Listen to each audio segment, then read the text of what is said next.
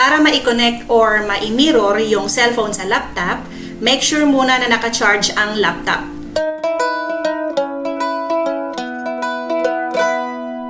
Then, dito sa laptop, punta tayo sa system at hanapin natin yung projecting to PC.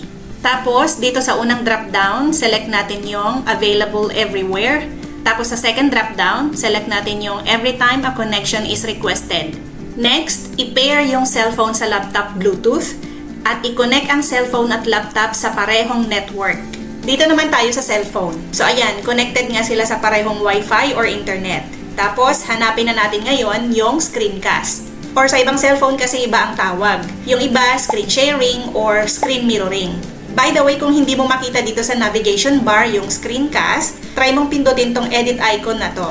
Ayan, so makikita mo dito yung mga available shortcuts na pwede mo pang i-add. Or kung hindi ka sure sa navigation bar, search mo na lang directly sa settings mo. So, punta ka sa settings, dito sa search bar, i-type mo lang yung word na screen. And then, magpapakita na lahat ng settings na merong screen na word or related sa screen. Okay, so pindutin na natin tong screencast. Antayin nating mag-appear dyan sa devices yung pangalan ng laptop natin. So ayan, nag-appear na yung sa akin.